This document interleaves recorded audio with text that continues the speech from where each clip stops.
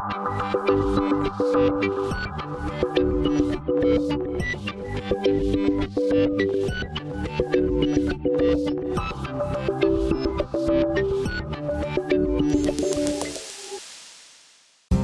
allez, on y va. Donc on a descendu le ventilateur et la première chose qu'on a fait, c'est qu'on a enlevé les pales.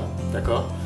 Alors les pales, là, on va déjà s'inquiéter de savoir si les grammes, les poids des pales peuvent influer sur le mouvement du ventilateur. Évidemment que oui, c'est comme les roues d'une voiture. Alors, moi j'ai pesé les pales, je l'ai fait avec la balance de cuisine de ma femme. Et quand on pèse les pales avec les vis qui vont avec, parce que les vis peuvent aussi participer au déséquilibre de l'ensemble. Donc voilà ce que j'ai. Moi j'ai une pale à 372 ici, une pale à 372 ici, et j'ai une pale à 375 ici. Bon, mon problème c'est que je ne vais pas couper les pales de 375 et je ne vais pas leur enlever 3 grammes. Donc il faut que je rajoute 2 grammes sur ces deux pales qui sont là. Donc on a ici un kit que vous avez certainement eu avec votre ventilateur. Si vous ne l'avez pas, dommage, il faut le demander. On a un kit de survie. Alors ça c'est une pince qui doit représenter 3 grammes, qui normalement vous êtes censé faire ça, blablabla, sur votre escabeau et votre ventilateur. Donc, vous oubliez, hein, vous le descendez le ventilo, sinon demain vous allez être encore là pour Noël. Donc ça c'est pas pour nous. Ça c'est pour nous, ça représente 5 grammes, ok? Et ça représente 5 grammes. Donc si j'ai 3 grammes à aller chercher, 3 grammes à aller chercher, je vais couper, et à l'arrière de la pale, d'accord, je vais venir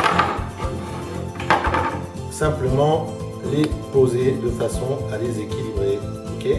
Donc c'est tout bien, ça c'est le scotch, c'est tout simple, hein. Vous enlevez le scotch et les petits cols. Alors en bout de pale les gars, parce que c'est en bout de pale où on a le plus d'effet du poids, pas en début de pale, ok?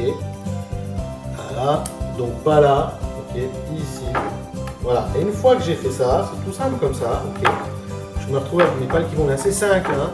Donc n'oubliez pas de couper, je ne le coupe pas ici, mais c'est 5. On est bien sur 5, voilà. Et là, je vais avoir toutes mes pales à 375. Maintenant que je sais que j'ai pas de problème de poids, je vais m'inquiéter, et c'est plus chiant, de la géométrie de mon ventilateur. Est-ce qu'il est propre ou il n'est pas propre? On y va, on continue.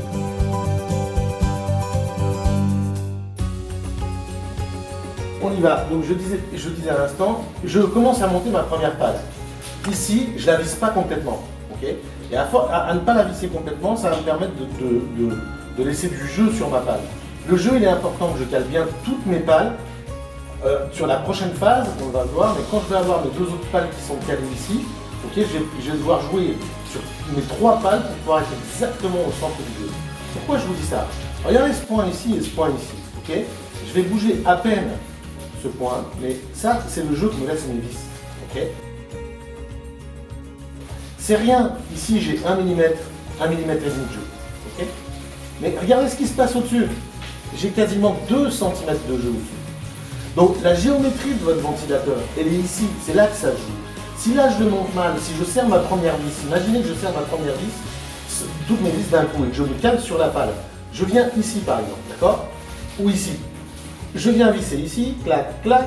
Mon autre pale, je la mets ici. Qu'est-ce qui se passe ici là? Je viens de manger 1 cm de géométrie. Okay, ce qui fait que ça c'est trop près du centre, ça c'est trop éloigné du centre. Mon autre pale, elle va arriver ici, trop près du centre ici, éloigné du centre ici. Et la troisième pale va être trop éloignée. Ce qui fait que chaque fois que mon ventilateur va faire un tour, il va prendre du J. Systématiquement. Donc j'ai quoi? J'ai la première chose à faire, il faut que quand je monte mes pales, je les serre jamais. Okay, je monte mes pales, je ne les serre pas, je monte toutes mes pales. Et quand je vais avoir ma géométrie, après on va le voir après, à ce moment-là, je commence à bouger mes pales et je les serre. Okay, le signe donc du mauvais montage, c'est des pales qui vont être ouvertes ici, mal mises ici, et qui ne sont pas tout à fait plates. Ça, c'est un signe de mauvais montage. Le mauvais vissage général. L'idée, c'est que vous avez un rond qui est ici.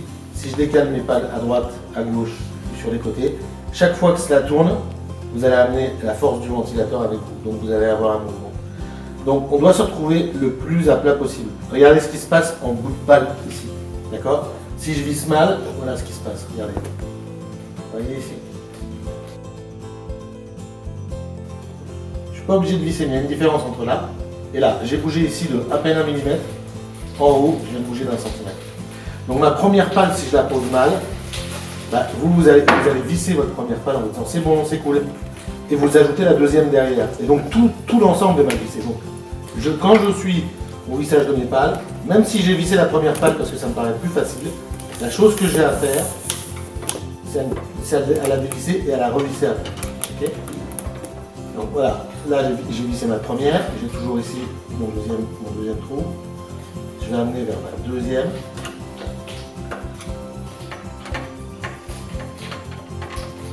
Ok. Donc là je commence à voir un petit peu trop. On va la dévisser pour mieux la remettre.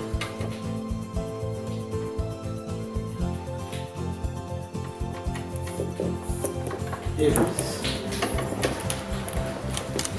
Et la troisième palle qui est ici. Et elle peut, oui, elle peut encore une fois, comme ce qu'on a dit tout à l'heure, elle peut bouger du haut. Okay, une différence de quasiment 20 cm.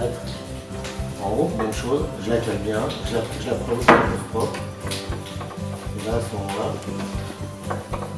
j'envoie le vissage. Alors, sur le modulo, c'est facile parce que les trous sont très alésés, sont à peu près juste par rapport au vis. Sur d'autres produits, vous risquez d'avoir des vis qui soient plus fines et des trous beaucoup plus gros. Et donc ça, c'est encore plus marqué, quoi. Ici, c'est pas grave si c'est râpé, entre guillemets, puisque vous avez un cache ici. Sur notre modèle, il n'y a pas, donc attention. Ok.